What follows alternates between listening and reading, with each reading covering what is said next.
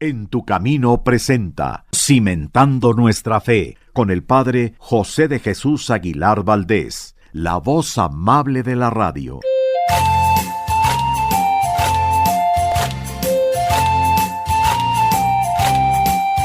¿Qué tal, amigas, amigos? Muy buenas tardes y bienvenidos a este programa En tu Camino. Un gusto que formen parte de esta gran familia que día con día va creciendo con el deseo de conocer más acerca de la fe, y por eso los jueves le llamamos a esta emisión Cimentando nuestra fe. Y agradezco no solamente tu atención, sino también la de mis colaboradores del día de hoy, a quienes doy la bienvenida. Como productor, Sergio Enríquez, a quien saludamos en este momento. ¿Qué tal, Sergio? Muy buenas tardes. Padre José, muy buenas tardes. Amigos, qué gusto saludarlos. Sí, hoy vamos a cimentar nuestra fe con estos conocimientos sobre nuestra fe católica y, por supuesto, te presento a nuestro equipo de producción. En los controles te saluda el señor Luis Gerardo Tobón. Gracias por acompañarnos. Muy bien, y también está con nosotros David Chávez, que está al frente de todas las peregrinaciones que hacemos, no solamente a Roma, a Tierra Santa, sino a muchos santuarios que ojalá un día tengas la oportunidad de recorrer con nosotros. David Chávez, muy buenas tardes. Muy buenas tardes, Padre José, qué gusto saludarlo. También buenas tardes para Sergio y por supuesto para los amigos del auditorio. Un gusto, amigos, continuar con este tema de los sacramentos que nos ha llevado durante varios programas a profundizar en cada uno de ellos. Y en este programa hoy nos toca hablar del sacramento del orden sacerdotal. Pero, ¿en qué tipo de sacramento se integra este sacramento del orden? Le voy a pedir a Sergio que nos recuerde cuáles son los sacramentos y cómo es que se dividen precisamente por su finalidad. Sergio, por favor. Con mucho gusto, Padre José. Amigos, ¿cuántos y cuáles son los sacramentos? Ya nos dijo el Padre José. Pues son 7. Los 3 primeros se llaman de iniciación cristiana. El primero, bautismo, que borra del alma el pecado original, nos incorpora a Cristo muerto y resucitado y nos hace hijos de Dios y miembros de la Iglesia. El segundo, confirmación, que completa la gracia del bautismo y nos da la fuerza para defender nuestra fe como buenos soldados de Cristo. El tercero, Eucaristía, que hace presente el sacrificio de Jesucristo y nos permite participar plenamente en él por medio de la comunión. Los 2 siguientes se llaman de curación. El cuarto, reconciliación o penitencia, que borra los pecados cometidos después del bautismo. El quinto, unción de los enfermos, que le ayuda al enfermo a llevar cristianamente su enfermedad y le devuelve la salud si le conviene. Y los 2 últimos se llaman de servicio a la comunidad. El sexto, orden sacerdotal, que hace a los hombres que lo reciben sacerdotes y representantes de Cristo. El séptimo, matrimonio, que hace presente en el mundo el amor de Cristo a su esposa la Iglesia por medio del amor fiel de los esposos cristianos. Perfectamente bien, Sergio nos ha leído el catecismo que todo niño, todo joven tiene que aprender para profundizar en su crecimiento en la fe. Y nos ha recordado que los sacramentos se dividen en 3. Los 3 primeros son de iniciación, es decir, a la persona la inician como cristiana: bautismo, confirmación y Eucaristía.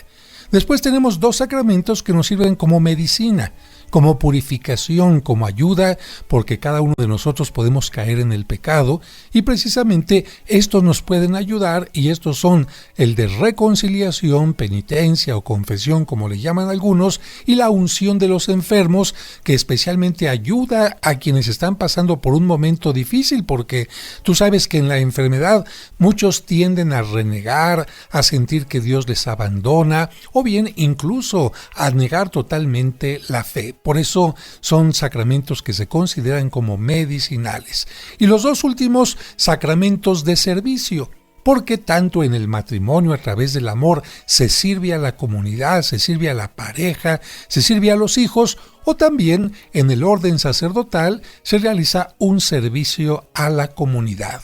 Y vamos entonces a aclarar en dónde se origina en primer lugar este sacramento del orden sacerdotal. Le voy a pedir a David que nos lea un texto del capítulo 4 de San Mateo, versículos del 18 al 20, porque aquí está el primer fundamento del orden sacerdotal. Es decir, no es el hombre el que quiere ser sacerdote, no es el hombre el que se designa a sí mismo, quiero ser sacerdote, sino que hay alguien que me va a ordenar, que me va a consagrar como sacerdote, y ese es Dios. Por favor, David. Dice así: andando Jesús junto al mar de Galilea, vio a dos hermanos, Simón llamado Pedro y Andrés, su hermano, que echaban la red en el mar porque eran pescadores. Y les dijo: venid en pos de mí y os haré pescadores de hombres. Entonces ellos, dejando al instante las redes, le siguieron. En este texto de San Mateo nos queda muy claro que una de las misiones del sacerdote es precisamente ser pescador de hombres.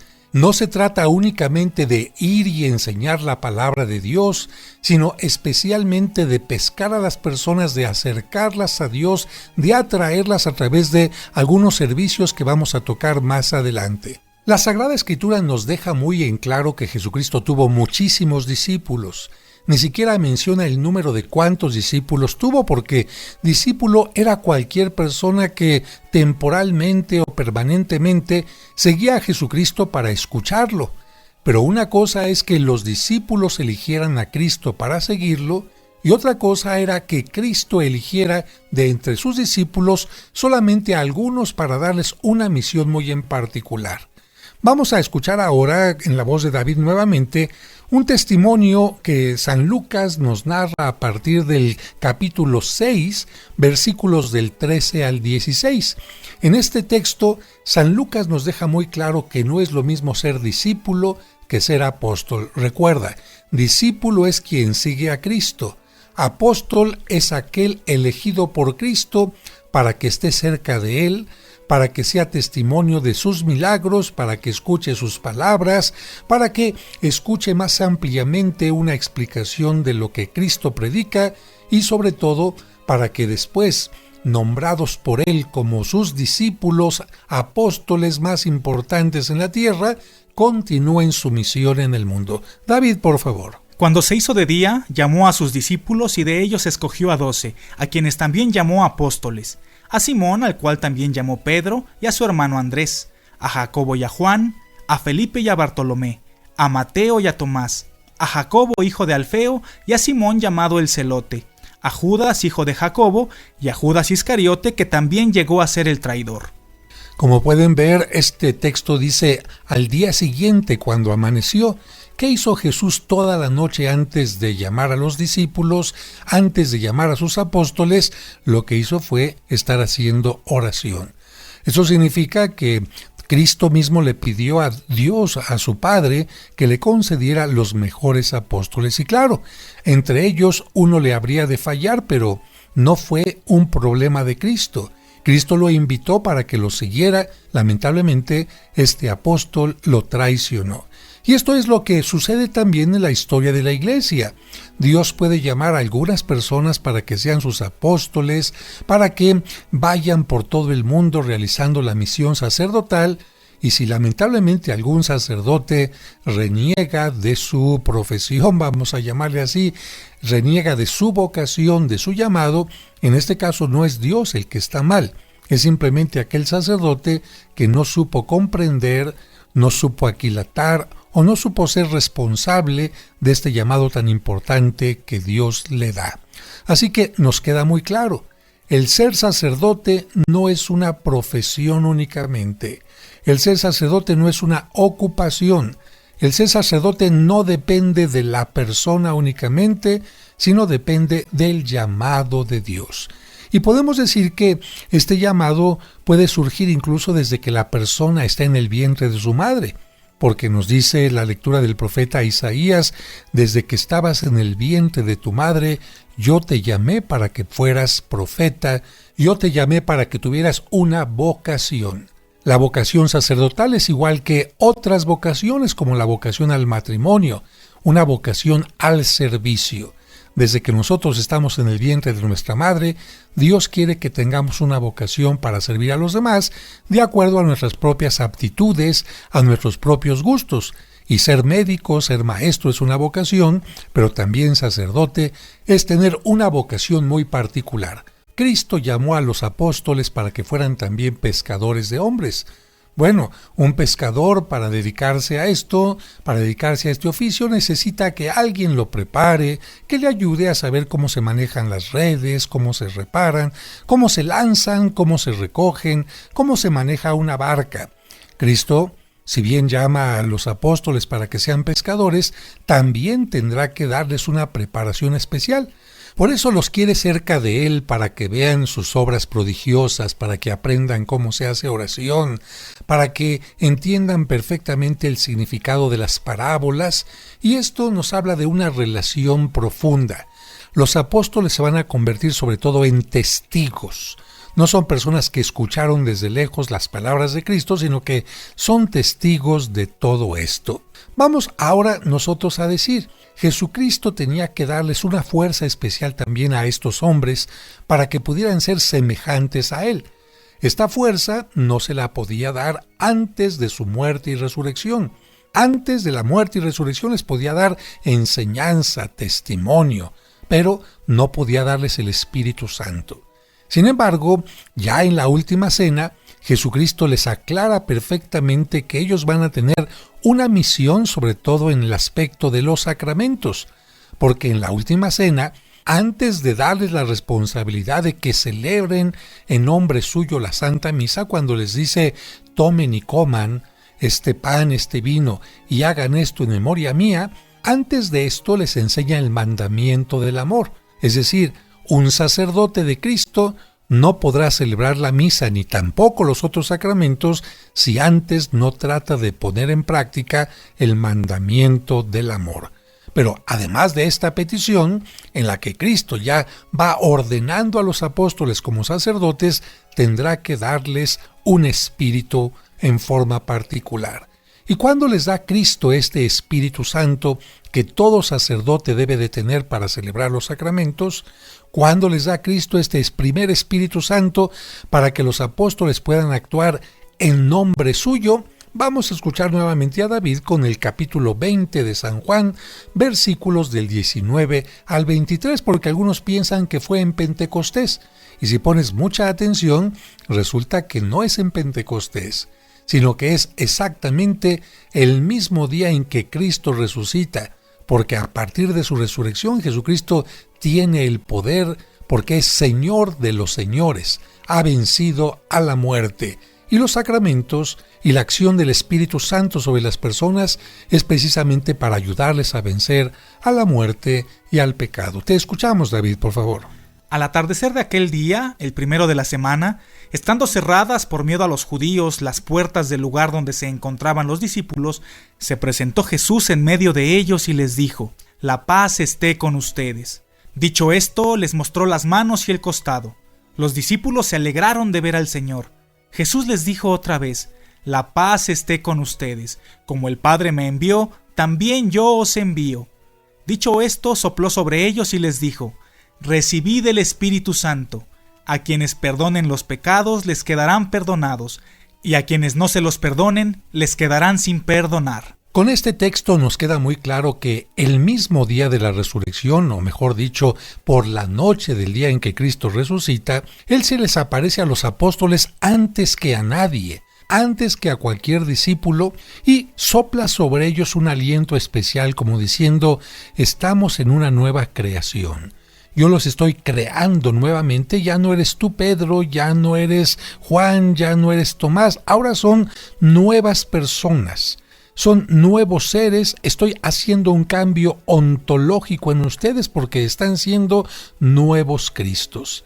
Y Cristo les da un poder especial que nos va a indicar que en todos los sacramentos los sacerdotes tendrán un poder especial, no solamente de perdonar pecados, sino también de dar la gracia para que las personas puedan asemejarse cada vez más a Cristo y tener una vida espiritual plena.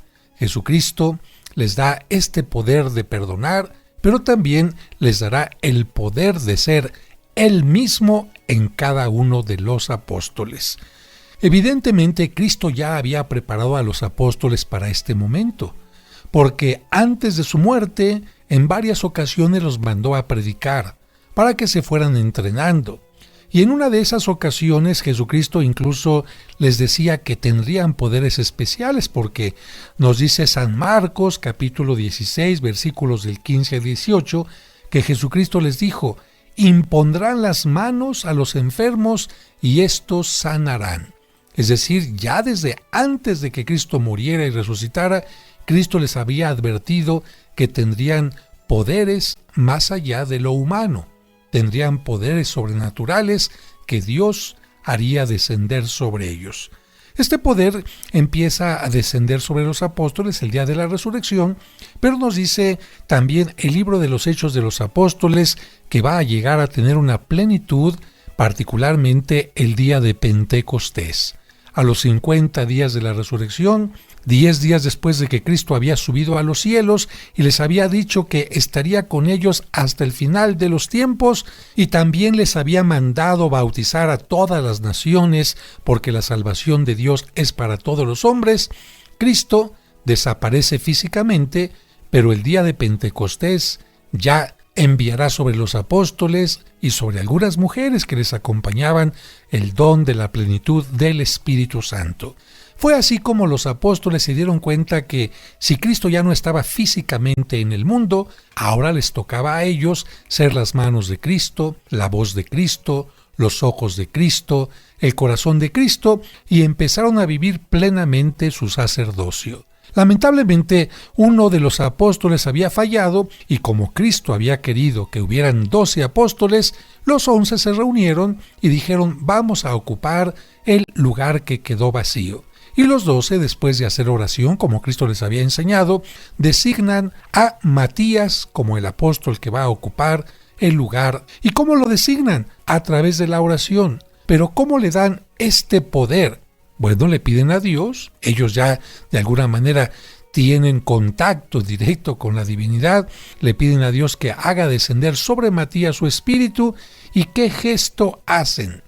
Fíjense que el gesto que los apóstoles van a hacer, y también más adelante los obispos, los papas, en fin, lo encontramos en varios textos de la Sagrada Escritura, pero yo voy a mencionar ahora solamente el capítulo 27 del libro de los Números. Capítulo 27 del libro de los Números, versículos del 18 al 21. Y en este texto se indica que poner las manos sobre una persona significa transmitir cierto poder, transmitir cierta autoridad, transmitir algo importante. El capítulo que te estoy mencionando nos menciona que cuando Moisés ya va a dejar de ser el dirigente del pueblo judío y Josué va a ocupar su lugar, Moisés impone las manos sobre Josué para transmitirle el espíritu, la responsabilidad, la autoridad sobre el pueblo que él había recibido, y en ese momento Josué la recibe. Desde entonces, en la iglesia, cada vez que un apóstol quería nombrar a un sacerdote que le acompañara, que le ayudara, pero que también tuviera la autoridad de celebrar los sacramentos, imponía las manos sobre su cabeza. Así lo vamos a encontrar narrado en el libro de los Hechos de los Apóstoles, cuando Pablo, por ejemplo, va a elegir también a sus colaboradores, a Tito, a Timoteo, y desde entonces, cada vez que tú vayas a una ordenación sacerdotal, el rito más importante por el cual un obispo concede al sacerdote nuevo todos los poderes del Espíritu Santo es a través de la imposición de las manos. Así que si tienes la oportunidad de ir a una ordenación sacerdotal, te darás cuenta que el obispo llama a los candidatos que se han preparado en el seminario durante mucho tiempo, y después de preguntarles si están dispuestos a seguirle en autoridad, en obediencia, pide que se pongan postrados en el piso mientras toda la comunidad hace una oración importante que se llama la letanía. Se le pide a Dios Padre y Dios Hijo, Dios Espíritu Santo, a la Virgen María, San Juan Bautista y a todos los santos que intercedan por aquellos hombres que Dios ha elegido, y precisamente mientras ellos están tirados en el piso indicando que están muriendo a su vida anterior, la comunidad en oración pide que descienda el Espíritu Santo. Después de esto se ponen de rodillas y el Espíritu Santo desciende sobre ellos con la imposición de manos del obispo.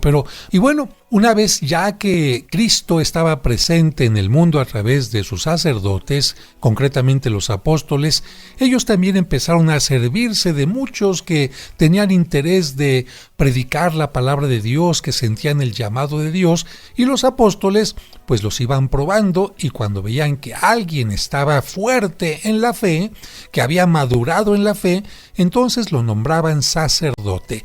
De hecho, a partir de ese momento empezó a utilizarse una palabra que se llama presbítero, y la palabra presbítero en griego significa anciano en la fe, a quien elegían los apóstoles, no a personas ancianas de edad como tal, sino a personas que habían madurado profundamente la fe.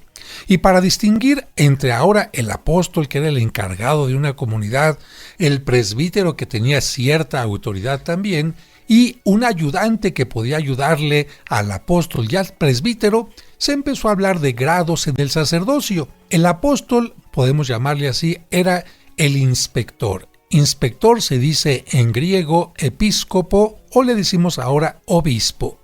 El sacerdote común y corriente, ya te dijimos, se llama presbítero. Y el sacerdote que le ayuda al presbítero se llama diácono. Y precisamente el apóstol San Pablo en la carta a Timoteo, en la primera carta a Timoteo, en el capítulo número 3, nos dice cómo tenían que ser los obispos. Vamos a pedirle nuevamente a David que nos haga favor de leer este capítulo 3 de la carta de San Pablo a Timoteo. Cualidades de los obispos. El que quiera ser obispo quiere un trabajo bueno, porque el obispo debe ser irreprensible, casado una sola vez, sobrio, moderado, ordenado, hospitalario, bueno para enseñar. No debe ser pendenciero ni golpeador, sino bondadoso, pacífico, desinteresado del dinero, buen jefe de familia, que tenga sujetos a sus hijos con toda seriedad. Pues el que no sepa gobernar su propia casa, ¿cómo podrá tener el cargo de la Iglesia de Dios? El obispo tampoco debe ser algún recién convertido, no sea que se ensoberbezca y caiga en la misma condenación del diablo. El obispo debe gozar también de buena fama entre los extraños, para que no caiga en deshonor ni en ninguna trampa del diablo. Esta carta del apóstol San Pablo a Timoteo nos hace sentir que estamos en los inicios de la Iglesia, que está aprendiendo a organizarse y que se da cuenta que es necesario que exista sobre todo un buen testimonio ante la comunidad.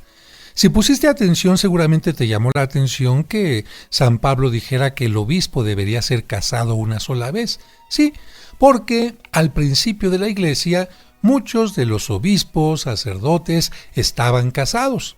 Es cierto, no todos, algunos podían elegir también tener la vida célibe, porque Cristo bendijo tanto la vida célibe como la vida de matrimonio. Pero en este caso, San Pablo dice, si alguien va a ser obispo, que comience por su propia casa, es decir, que tenga una vida familiar intachable.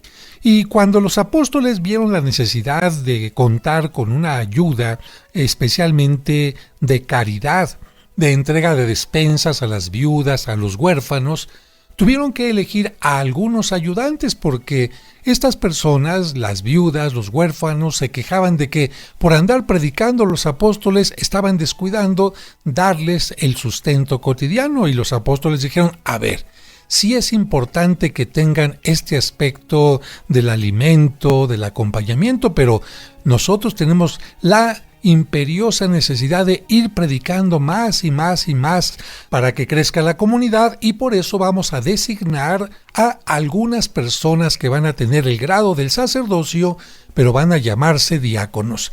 Y esto nos lo dice el capítulo número 6 de los Hechos de los Apóstoles, que dice cómo, David.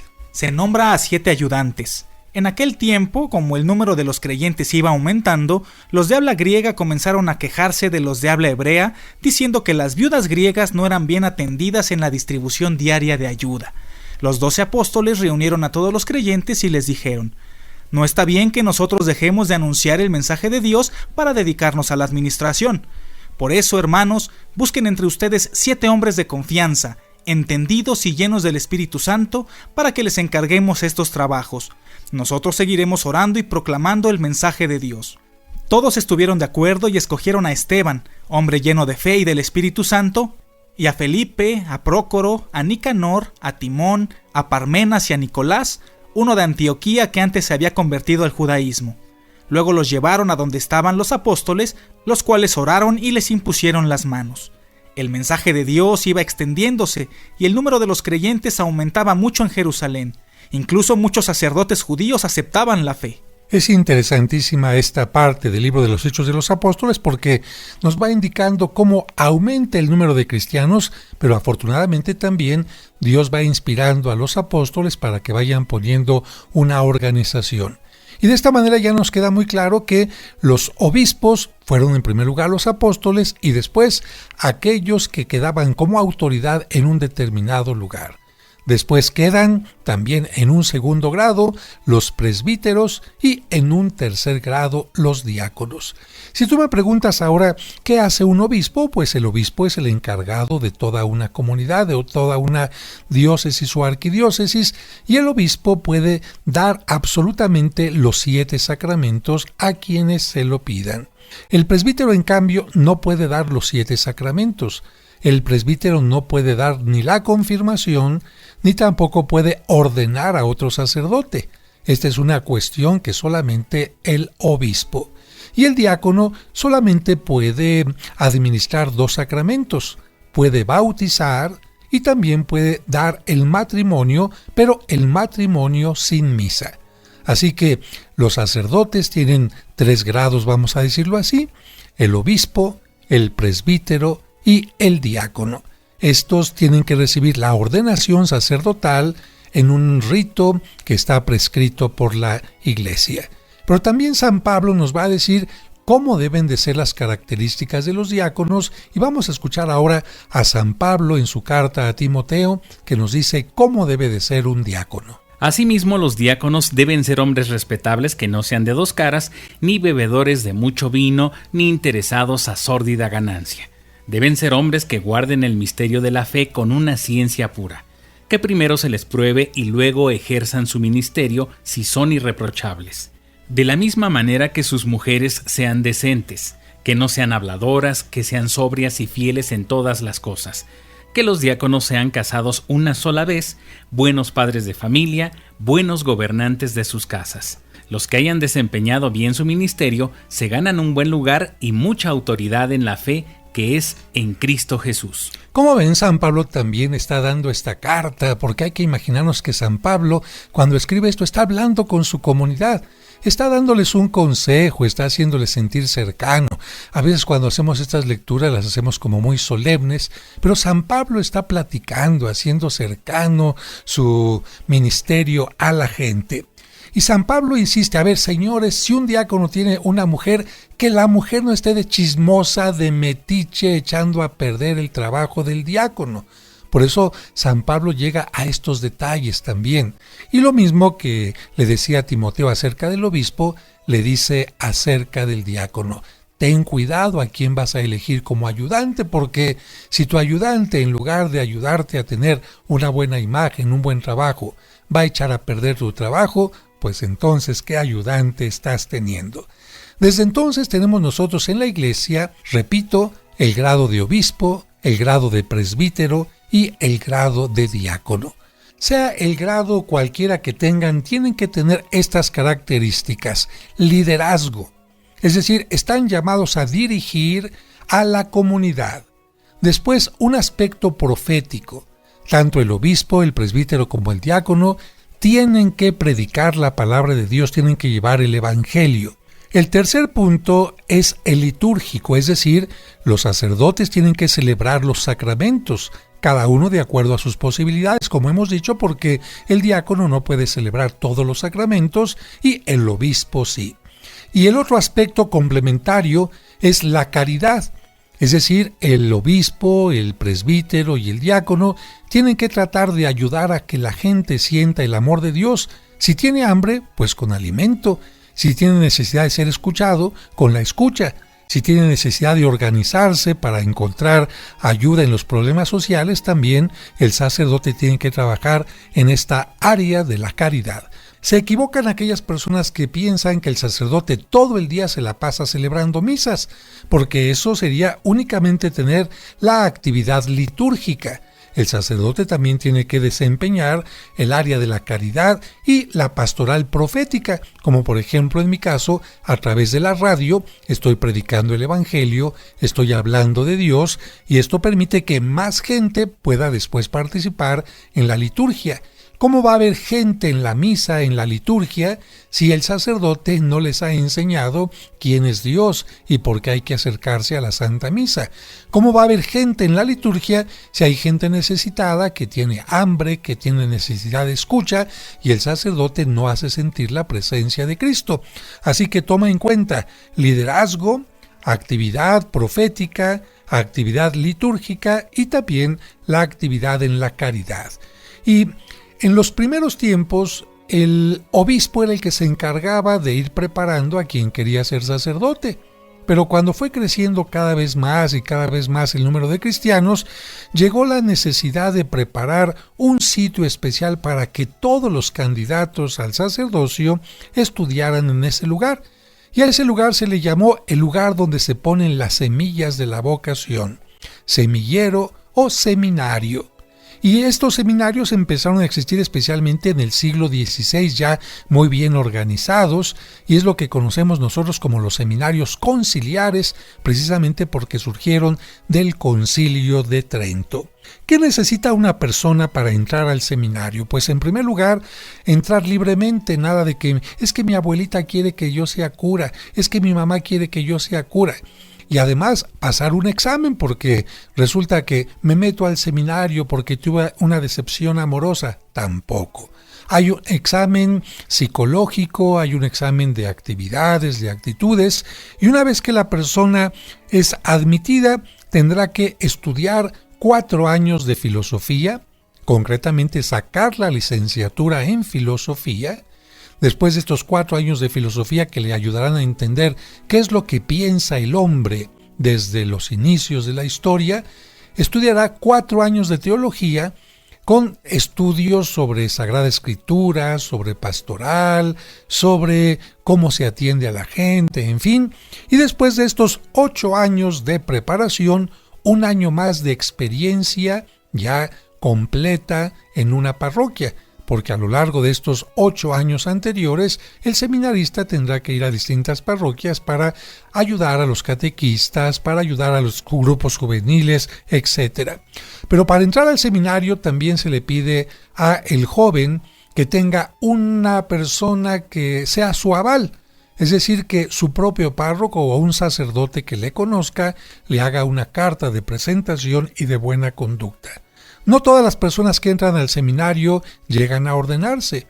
Algunos porque estando ahí se dan cuenta que no es lo suyo y entonces se salen. A otros les toca que les digan, ¿sabes qué? Esto no es lo tuyo. ¿Por qué? Pues porque vemos que no tienes gusto en la oración, porque vemos que no tienes la capacidad de integrarte a la comunidad, porque no eres servicial, porque hemos visto que tienes mamitis, porque eres muy apegado al dinero, porque eres deshonesto, etc. Así que hay algunos jóvenes que lamentablemente tienen que ser retirados del seminario porque es una obligación de los formadores ir cuidando quién va llegando a la parte final. Y cuando los candidatos han llegado a la parte final, los formadores, el rector y cada uno de los sacerdotes del seminario se reúnen para hacer lo que llamamos los escrutinios. Y cada uno da su punto de vista acerca del candidato para ver si se ordena, si se le deja otro año más de experiencia, y de esta manera se le presentan ya al obispo del lugar los jóvenes que están siendo reconocidos como capaces para recibir la ordenación.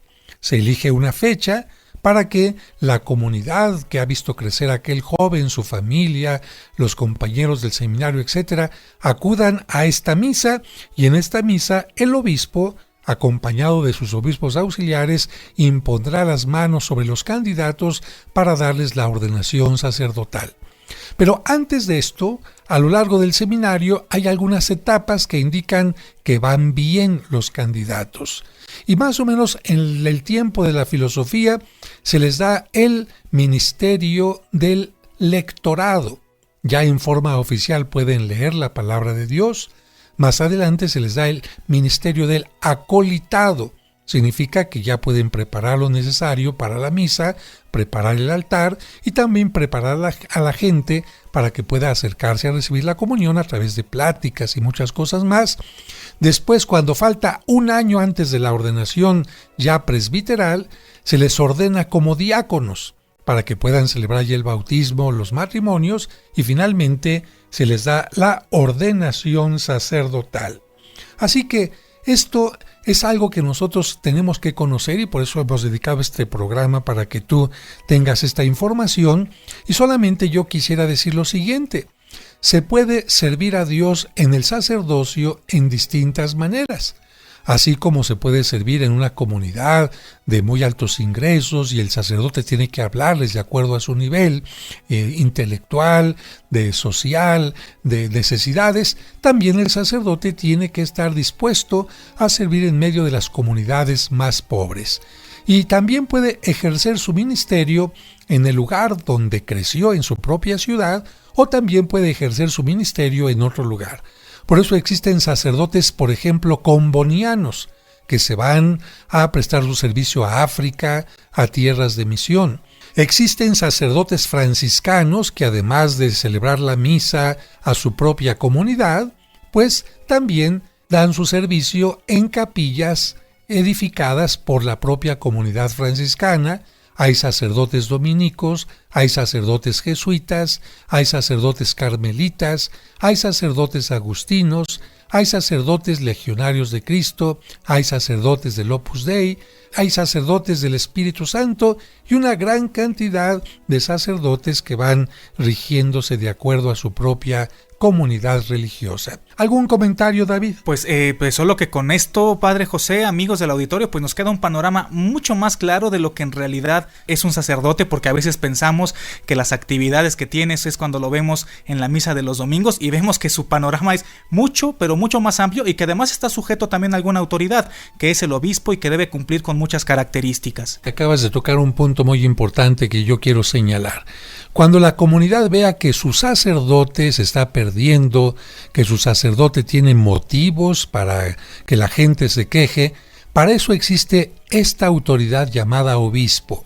Cuando una comunidad se dé cuenta que su sacerdote se está alejando de los ideales que Cristo predicó, ¿qué tienen que hacer?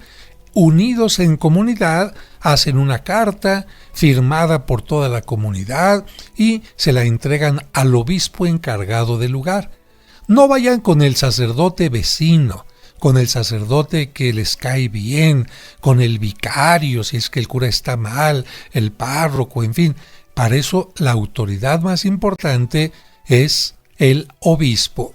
Y al obispo también le interesa estar enterado de qué es lo que está pasando con sus sacerdotes. Por eso el obispo tiene que realizar por lo menos cada 5 años o cada 3 años en algunos lugares una visita a cada parroquia y revisar los libros económicos, los libros litúrgicos, escuchar a la comunidad, ver cómo están las cosas en cada parroquia y si es necesario dar una corrección al sacerdote o bien, pues animarlo para que continúe adelante en este ministerio.